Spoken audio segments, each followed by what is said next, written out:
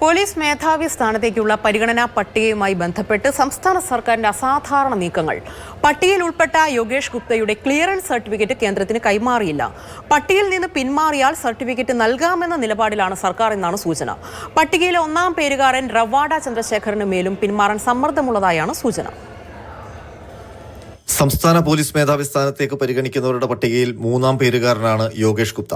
സംസ്ഥാന സർക്കാർ സമർപ്പിച്ച ഈ പട്ടികയിൽ കേന്ദ്രത്തിന് തീരുമാനമെടുക്കണമെങ്കിൽ സംസ്ഥാനം ഉദ്യോഗസ്ഥരുടെ ക്ലിയറൻസ് സർട്ടിഫിക്കറ്റ് നൽകണം. എന്നാൽ യോഗേഷ് ഗുപ്തയുടെ ക്ലിയറൻസ് സർട്ടിഫിക്കറ്റ് ഇതുവരെ നൽകിയിട്ടില്ല. ഇക്കാര്യത്തിൽ യോഗേഷ് ഗുപ്ത മുഖ്യമന്ത്രിക്ക് പരാതി നൽകിയിട്ട് പോലും ഫലമുണ്ടായില്ലെന്നാണ് അറിയുന്നത്.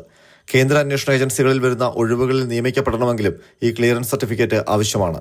ഇതോടെ CBI, ED അടക്കമുള്ള ഏജൻസികളുടെ തലപ്പത്തെത്താനുള്ള വഴിയും യോഗേഷ് ഗുപ്തയ്ക്ക് മുന്നിൽ അടയ്ക്കുകയാണ് സംസ്ഥാന സർക്കാർ. കേന്ദ്ര ഏജൻസികളിലേക്ക് പോകാൻ യോഗേഷ് ഗുപ്തയ്ക്ക് താൽപ്പര്യമുണ്ട്.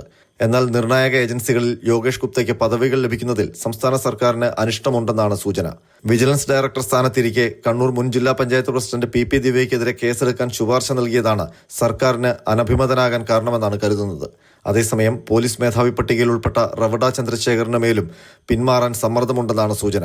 നിലവിൽ റവഡ ചന്ദ്രശേഖറിനെ സെക്യൂരിറ്റി ചുമതലയുള്ള കേന്ദ്ര ക്യാബിനറ്റ് സെക്രട്ടറിയായി നിയമിച്ചിരുന്നു. എന്നാൽ ആ പദവി ഏറ്റെടുക്കാനുള്ള സാധ്യത കുറവാണ്.